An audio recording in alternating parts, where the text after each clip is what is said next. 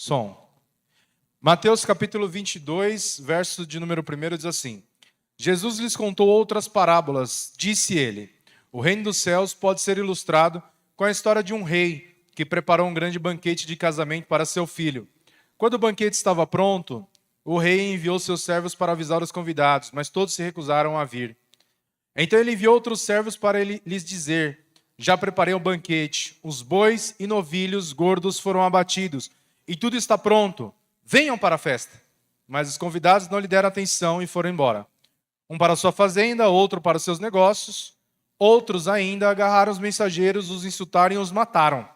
O rei ficou furioso, enviou seu exército para destruir os assassinos e queimar a cidade deles. Disse a seus servos: o banquete de casamento está pronto. Meus convidados não são dignos dessa honra. Agora saiam pelas esquinas e convidem todos os que vocês encontrarem. Então seus servos trouxeram todos que encontraram, tanto os bons como maus. E o salão do banquete se encheu de convidados. Quando o rei entrou para recebê-los, notou um homem que não estava vestido de forma apropriada para um casamento. E perguntou-lhe: amigo, como é que você se apresenta sem a roupa de casamento? O homem não teve o que responder. Então o rei disse: amarrem-lhe as mãos e os pés e lancem-no para fora, na escuridão onde haverá choro e ranger de dentes. Pois muitos são chamados, mas poucos são escolhidos. Amém?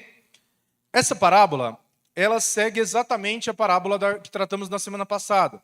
Na semana passada, a parábola falava dos lavradores maus.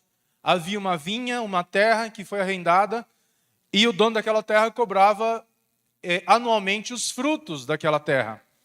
Quando o dono envia os seus servos, diz que ele envia primeiro vai dizer que ele envia, no tempo da colheita, ele envia os servos a fim de receber a sua parte.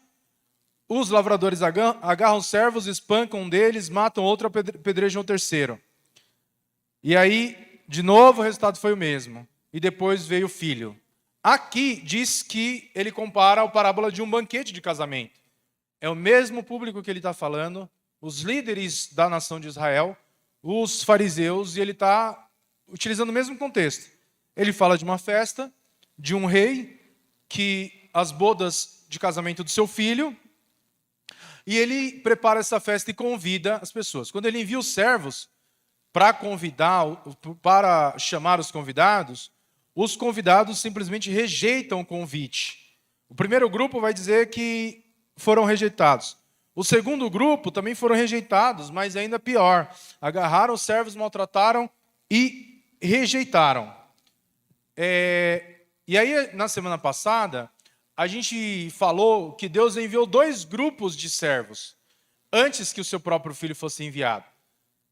Quais são esses 2 grupos de servos que Deus enviou?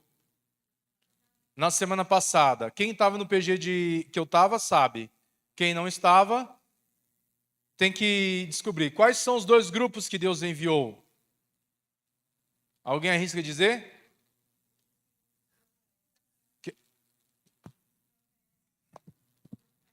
Os profetas e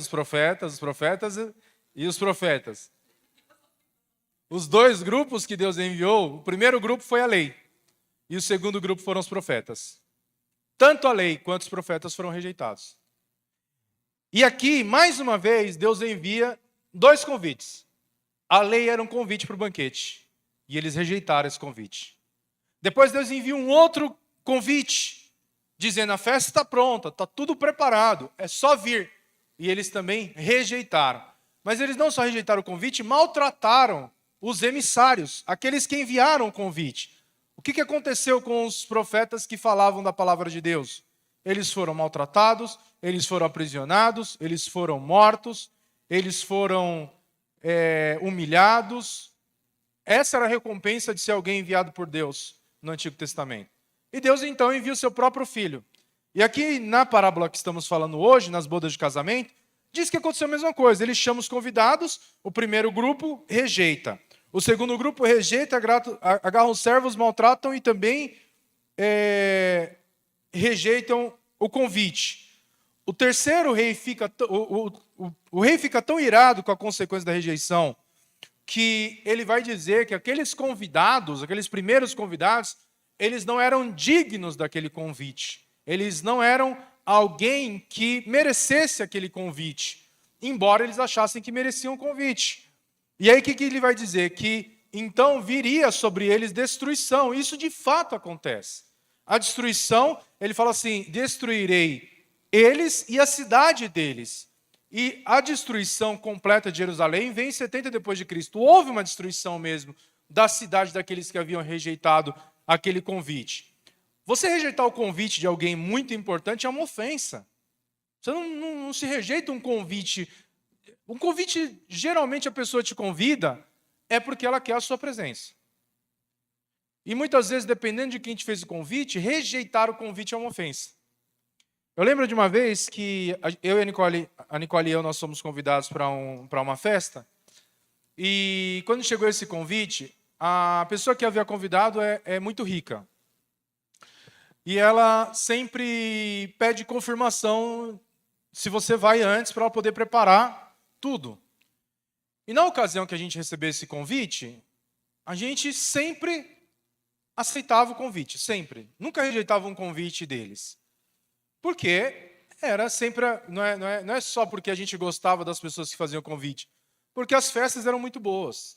Então a gente não rejeitava aquele convite. E aí eles fizeram o convite para a gente confirmou o convite. Quando chegou no dia do evento, eu falei para a Nicole que eu não estava me sentindo bem. Eu estava com uma depressão e naquela ocasião eu estava muito angustiado. Muito angustiado. Eu falei para a Nini, vai você, eu não vou conseguir, não quero ir, não vou. Embora gostasse da pessoa que tinha feito o convite, embora gostasse de ir nas festas daquela pessoa. E aí aconteceu que a Nicole falou assim, não, se você não vai, eu também não vou. Tudo bem, a gente não vai. E a Nicole não reclamou, não falou nada, mas não foi. E avisou para o pai dela, falou assim, pá, Felipe não está se sentindo bem, ele não passou bem, a gente não vai. Beleza, a gente ficou em casa, uma bad total, estava ruim mesmo, mal, não tinha ânimo para sair, e fiquei em casa. Só que o que eu não imaginava era o que isso desencadearia depois. A proporção que isso tomaria. A gente começou a se tornar pessoa não grata. A gente já não era mais convidado. E quando a gente estava perto dessa pessoa, ela tratava a gente com absoluto desprezo. E nunca foi uma pessoa que tratou a gente mal, tratou a gente com desprezo. Mas aquela negativa daquele convite foi tão ofensivo para ela, foi tão ofensivo, que ela passou então a desprezar a gente. Mas no nível assim absurdo. E aquilo começou a incomodar a gente, começou a incomodar. E aí 1 ano e meio depois, mais ou menos, teve uma festa de Natal. E nessa festa de Natal, alguém, não sei se foi ela que tirou a Nicole, acho que foi, né? No Amigo Secreto. Ela tirou a Nicole e na hora que ela foi falar sobre a Nicole, ela falou que ela estava magoada com a Nicole, que ela estava muito chateada com a Nicole. 1 ano e meio depois, ela estava lembrando daquele evento, daquela festa que a gente não foi. Ou seja, você rejeitar um convite é extremamente ofensivo. Ainda mais uma pessoa na minha posição, na posição que a gente estava. Que posição que é essa? Uma posição de gente que é inferior, que não merecia aquele convite. E mesmo assim, aquele convite estava sendo feito a gente. Não eram de pessoas iguais, que você pode simplesmente falar assim, hoje eu não vou, tenho outro compromisso, outra coisa para fazer. E quando Deus ele faz aquele convite à nação de Israel, e a nação de Israel rejeita o convite, e não só rejeita o convite, mas trata mal os emissários, Deus fala assim, eles não eram dignos do convite. Por isso não vieram. Mas a festa estava pronta. O banquete já estava preparado. A festa iria acontecer com aqueles convidados ou sem aqueles convidados. E não existia nada que pudesse mudar isso. Mas o rei não deixaria que a sua festa ficasse sem convidados. Imagina tudo preparado, uma linda festa, um lindo banquete, sem convidados. Não fazia o menor sentido. E ele vai enviar os servos e fala assim, vai e chama gente de todos os lugares. Chama Aí ele vai dizer assim que o convite é estendido a todas as pessoas e vai dizer para eles saírem aos campos, às encruzilhadas, que tem a ideia de transcender os limites da cidade, que é anunciar o evangelho a todas as pessoas sem distinção. E ninguém vai dizer que rejeitar um convite desse, teoricamente, porque as pessoas entendem que é a oportunidade da vida delas. Eu já tive em festas que eu estava num lugar que eu olhava para o lado, era o dono de uma multinacional. Aí você olhava para o lado e falava assim, aquele ali é o fulano de tal, e aí falava o nome da pessoa, e ao redor dele, aqueles 8 caras que estão na mesa dele são todos segurança. E eu estava ali sentado na mesa do lado. Ou seja, quando você recebe um convite desse, ele não chega em cima da hora, ele chega com antecedência. Aí você fala assim, já estou com a roupa de ir. Quando chega o convite, você já fala assim, já estou pronto. Nasci pronto para esse evento. E você fica contando os dias até aquele evento acontecer. E a gente fica ali achando que a gente está preparado para aquilo. Só que o que acontece naquela festa é que aquelas pessoas que haviam recebido aquele convite, eles não eram mais aquele grupo de pessoas que achavam que mereciam e podiam recusar ou não o convite. Todos que estavam ali sabiam que eles não mereciam aquele convite. E ele vai dizer assim, chama pessoas boas e pessoas más. Essa é a oferta do evangelho que foi feita a nós. O grupo que havia sido destinado à mensagem original rejeitou o convite. Mas Deus não ia deixar a festa, as bodas do seu filho, sem os convidados. E aí ele convida pessoas que não tinham nada para contribuir com aquela festa. Pessoas boas e pessoas más. Quem são essas pessoas boas e pessoas más? Você e eu. O convite inicial não havia sido destinado a nós. O que você vai dar para uma pessoa que tem tudo? Nada. Uma vez eu fui convidado para uma festa dessa mesma família, e aí eu tinha acabado de começar a namorar com a Nicole. Isso faz mais ou menos uns 18 anos, no mínimo. A gente tinha 1 ano e meio, 2 anos de namoro. Quase 20 anos, faz muito tempo. E eu fui convidado para essa festa. Imagina o constrangimento você ser convidado para uma festa de alguém muito rico. Você não tem nem dinheiro para poder chegar na festa, não tem dinheiro para comprar um presente decente para a pessoa. Tipo, qualquer lembrancinha, parte da casa dos 400, 500 reais. É 1/3 do salário mínimo. O que você vai fazer se você quiser dar uma lembrança para uma pessoa que é muito rica? Uma lembrancinha para uma pessoa que é muito rica. E ele sabia disso, e quando ele convidava a gente, ele falava assim, não, ele sempre deixou muito claro, não precisa levar nada. E ele não recebia presentes de nenhum dos convidados, nem dos ricos e nem dos pobres, ele não recebia presente. Ele deixava uma caixinha, na época ainda tinha isso, hoje em dia não tem mais, ele deixava uma caixinha na entrada da festa e falava, se alguém quiser fazer uma doação em dinheiro ou em cheque, deposita aí que isso vai para uma instituição de caridade. Ou seja, ele não precisava. O que ele queria quando ele convidava alguém? Que a pessoa fosse. A presença era importante. E quando Deus estende o convite a pessoas boas e pessoas más, o rei preparou o banquete, ele convidou eu e você, ele não nos convidou porque a gente é bom, ou por algo que a gente possa fazer, ou por algo que a gente possa dar para esse filho, que é Cristo, que deu tudo por nós, e ainda preparou um banquete para que nós pudéssemos estar na sua presença. O que Deus requereria de nós, além da sua própria presença? Nada. O que o homem tem de bom para dar para Deus? O que eu e você podemos oferecer para Deus que Deus já não tenha? Eu posso dar a minha adoração. Isaías capítulo 6 vai dizer assim, que os anjos, querubins e serafins louvam a Deus incessantemente. Os serafins com 6 asas, 2 cobrem o rosto, 2 cobrem os pés, com 2 eles voam e ficam diante do trono dizendo, santo, santo, santo, santo, santo, é o Senhor dos exércitos, incessantemente, ininterruptamente. Será que Deus precisa da nossa adoração? Será que Deus deixaria de ser menos Deus se não tivesse a minha e a sua adoração? Será que Deus deixaria de ser menos Deus ou um Deus menor se não tivesse pessoas como eu e você para estar aqui hoje, celebrando um culto a Ele? Estar no culto no domingo, você acha que você faz alguma coisa para Deus? Não. Isso não é algo que você faz para ele. É um privilégio que ele nos dá de poder estar na presença dele. Esse é o rei que nós servimos. E ele convida a gente de todos os lugares. Só que as pessoas, elas não tinham a vestimenta adequada para comparecer àquela festa. O mínimo que o rei exigia, imagina que ele convida gente que não era gente abastada, era gente comum. Numa época em que as pessoas viviam da agricultura, não existia máquina de lavar roupa, não existia nem saneamento básico, não existia água encanada. Para tirar a água era muito difícil. Vocês acham que eles usavam uma roupa e tiravam a roupa e colocavam outra roupa no mesmo dia ou no dia seguinte? As roupas, elas ficavam no corpo por dias. Por dias. Eles não tinham um guarda-roupa cheio de roupas que eles podiam escolher, hoje eu vou vestir isso, hoje eu vou vestir aquilo. Eram 1, 2, 3 peças de roupa.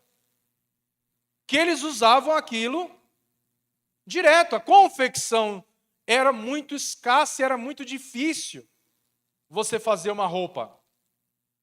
Não era algo comum, como é hoje. Você tem uma máquina que despeja toneladas de tecido por minuto. Você tem máquina para tudo. Não era algo fácil, era algo difícil.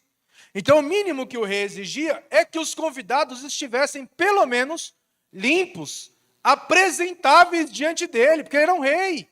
E o que ele faz? Então, ele mesmo fornece a roupa para que o convidado possa ir naquele evento, porque nem a roupa de ir a gente tem. Nem a roupa de ir a gente tem. A sua roupa que você já está com a de ir, não serve para as bodas do Cordeiro. Essa roupinha que você fala assim, essa é a minha melhor roupa, não serve. E ele fornece, olha só o que vai dizer. O fato de receber o convite e até comparecer às bodas, não significa que tal pessoa esteja inclusa no reino de Deus. Os convidados que realmente entram no reino de Deus e participam das bodas possuem vestes adequadas. As vestes referidas nessa passagem foram fornecidas pelo anfitrião, no caso o rei. O rei convida, e o rei fala assim, olha, não precisa se preocupar com nada, você não precisa levar nada, e nem a roupa de ir você tem. Está aqui a sua roupinha, é só você ir. E tinha gente boa, e tinha gente ruim, tinha gente de toda espécie de qualidade lá. Então, né, não era raro que em situações assim, o anfitrião sendo muito rico e poderoso, ele fornecesse a roupa apropriada para que todos estivessem vestidos adequadamente. O fato de que muitas pessoas diferentes foram convidadas à boda reforça esse entendimento.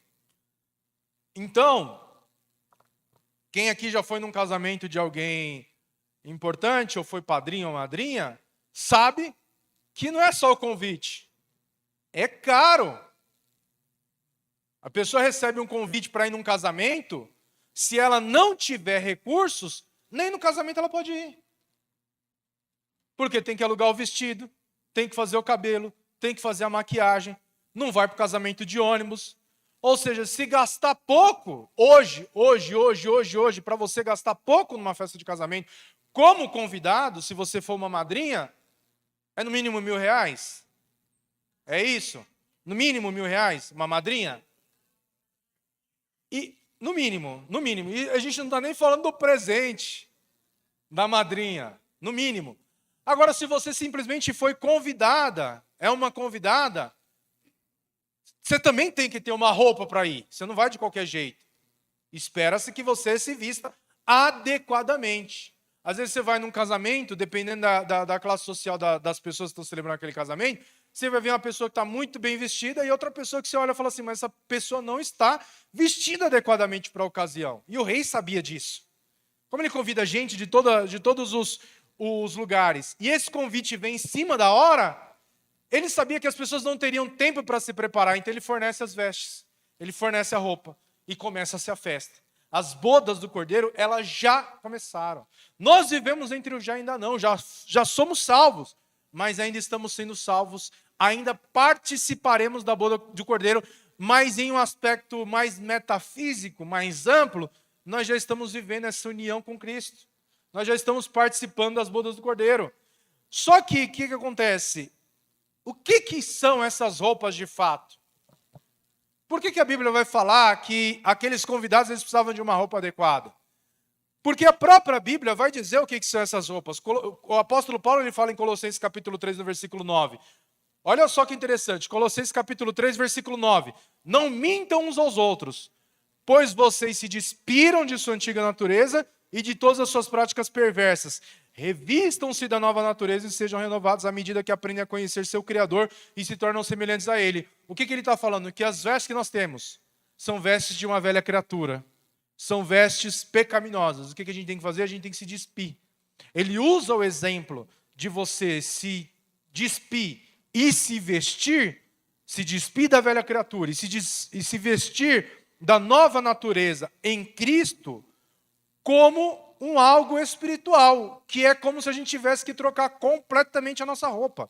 E o que Deus está falando nessa parábola? Que nós não estamos adequados diante dele. Se Deus não nos fornecer as novas vestes, a gente não tem veste para ir para essa festa. E o que mais que a palavra de Deus vai falar a respeito disso? A gente vai ler aqui em Efésios capítulo 4, versículo 17 até o 32 vai falar. Eu quero ressaltar alguns versículos. Olha só. Efésios 4, 21. Prestem bastante atenção. Uma vez que ouviram falar de Jesus e foram ensinados sobre a verdade que vem dele, livrem-se de sua antiga natureza e de seu velho modo de viver, corrompido pelos desejos impuros e pelo engano. O que é essa velha natureza? Olha o que ele vai dizer no 25. Abandonem a mentira e digam a verdade. Mentira, roupa velha. Verdade, roupa nova. Pois somos todos partes do mesmo corpo. E não pequem ao permitir que ira os controle. Acalmem a ira antes que o sol se ponha. Ira, roupa velha. Acalmar a ira, roupa nova. Por quê? Ela cria oportunidade ao diabo. E aí ele vai continuar dizendo assim: quem é ladrão, o que tem que fazer? Parar de roubar. Roubar, roupa velha. Aí ele vai falar, em vez disso, use as mãos para trabalhar com empenho e honestidade. E assim ajudar generosamente os necessitados. 29. Evitem o linguajar sujo e insultante. Roupa velha, linguajar sujo. Falar palavrão, maldizer, usar um linguajar obsceno. Aquele linguajar que parece que você está conversando com um funkeiro. Que todas as suas palavras sejam boas e úteis a fim de dar ânimo àqueles que as ouvirem. Roupa nova, um linguajar que seja bom e útil, a fim de dar ânimo àqueles que ouvirem. Aí ele vai falar, não entristeça o Espírito Santo de Deus, o selo que ele colocou sobre vocês para o dia em que nos resgatará como sua propriedade. Livre-se de toda amargura, raiva, ira, das palavras ásperas e da calúnia e de todo tipo de maldade. Ou seja, amargura é roupa nova ou roupa velha? Amargura, roupa nova ou roupa velha? Raiva, ira, palavras ásperas, calúnia, maldade, bondade. Quase, hein? Perdão uns aos outros. Amor. Então, a roupa velha é a nossa natureza sem Cristo. Para a gente poder comparecer às bodas do Cordeiro, a gente precisa estar com uma roupa nova, fornecida por Ele, as vestes de santidade. Só que acontece uma situação. Havia alguém que estava naquela festa, que não estava com as vestes que foram fornecidas pelo anfitrião, que não estava com as vestes que foram fornecidas por Deus. Ele estava na festa, sim ou não? Ele entrou na festa, sim ou não? Possivelmente ele soube da festa porque ele recebeu o convite, sim ou não? O convite foi estendido a todos, sim ou não? Ok. Só que ele estava com uma roupa que não era a roupa adequada. Porque ele já estava com a roupa de ir. E ele não quis trocar a roupa. Então cuidado com a sua roupa de ir. Porque na festa que Cristo preparou para nós, a gente precisa estar com a roupa que Ele preparou, com as vestes que Ele preparou. E eu lembro de uma polêmica que teve nas redes sociais há uns anos atrás, há uns 3, 4 anos atrás, vocês vão lembrar, que remete a isso. Qual que é essa polêmica? Alguém lembra? Do vestido. Azul não, dourado. Tá vendo? Essa é a polêmica. Porque havia um vestido. E aquele vestido ele tinha... Quantas cores ele tinha? 2 cores. Ele era dourado e branco, não é isso? Hã? O vestido tinha 2 cores. Que cor que o vestido era? Dourado e branco. Todo mundo concorda com isso? Não? Qual que era a cor do vestido? Qual que era a cor do vestido? Há uma discordância. Uns enxergavam o vestido branco e dourado, outros enxergavam o vestido azul e cinza, se não me falha a memória. Para todo mundo que estava naquela festa, todo mundo estava vestido adequadamente. Só que para o rei conseguia ver o que ninguém via. Ninguém notou que aquele convidado estava com vestes que não eram adequadas. Mas o rei, ao bater o olho naquele intruso, ele falou: esse não é um dos que receberam as vestes adequadas ou não quis usar. Sabe qual que é a coisa que mais me preocupa na igreja? Que mais me preocupa? Certamente vocês não sabem. Falei isso para minha esposa ontem. É a falsa sensação de segurança que muitos crentes têm. Tem muita gente que está na igreja que acha que é salvo. Só que não usa as vestes de Cristo. Não se despiu da velha criatura. Está na festa e acha que é um convidado e está com vestes adequadas e não está. Naquele grande dia o rei vai olhar e ele vai dizer se a sua veste é adequada ou não. Se foi as vestes que ele te forneceu ou não. E nós precisamos estar com as vestes adequadas em Cristo. E tem muita gente que está na igreja e ele acha que nada do que ele faz é pecado. Nada do que ele faz é pecado. Isso me preocupa. Porque eu me sinto muito mais confortável de ver uma pessoa que está na igreja e peca, e sabe que é pecador, sabe que faz coisa errada, e está ali clamando pela misericórdia de Deus, porque ele é aquele convidado que ele fala que eu não mereci estar aqui, mas está, do que aquele convidado que acha que ele está abafando, porque ele está com a roupa de ir. Ele já tinha uma roupa que talvez ele considere até mais adequada para o evento do que a roupa que o rei forneceu. Mas se você não tirar sua roupa de ir, se você não pegar as vestes de Cristo e se vestir de uma nova criatura, essa festa não é para você. E o que é você receber as vestes de Cristo e vestir-se de uma nova criatura? A gente já falou sobre isso. Tem gente que acha que porque tem uma carteirinha, ele é membro de uma igreja, ele está salvo. Tem gente que acha que porque ele não está em prostituição ou não está roubando, a vida que ele leva é uma vida que vai levar ele à salvação. E tem gente que sabe que não merece a salvação e está ali clamando pela graça e misericórdia de Deus o tempo todo. Que olha todo momento para o rei e fala: Senhor, eu sei que essa roupa aqui eu não merecia usar. Eu sei que não era nem para eu estar nessa festa, Senhor, mas obrigado. E o tempo todo, essa pessoa ela olha para o rei pensando: o rei vai me tirar da festa. O rei vai descobrir que eu não sou digno de estar aqui. O rei vai descobrir que eu sou uma daquelas pessoas que não mereço. Mas havia um homem que estava ali, achando que ele estava abafando, ninguém via ali, mas quando o rei bate nele, chama os seus servos e fala assim: temos um intruso. Quando o rei entrou para recebê-los, notou que um homem que não estava vestido de forma apropriada para um casamento, e perguntou-lhe: amigo, como é que você se apresenta sem a roupa de casamento? O homem não teve o que responder. Você acha que a gente fala o tempo todo sobre você dar desculpas, não é? A gente não fala o tempo todo? Somente os homens aqui da igreja, isso ouve o tempo todo. Os homens da igreja estão mais do que calejados nisso. Mais do que calejados. A gente começa um assunto,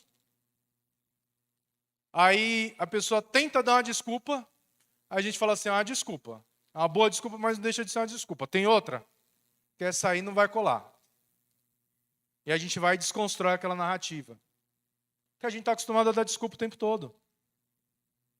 E a gente acha que cola em toda e qualquer situação, eu posso dar uma desculpa. A gente atrasa porque o ônibus atrasou, a gente atrasa porque chove, a gente atrasa porque aconteceu alguma coisa, ou porque esqueceu alguma coisa em casa, mas alguém já viu alguém chegar na igreja, ou em algum compromisso, ou no trabalho, e falar que atrasou, porque o despertador tocou e você colocou mais 10 minutos, mais 10 minutos e mais 10 minutos e você atrasou meia hora? Por quê? Porque não é a desculpa, é a verdade.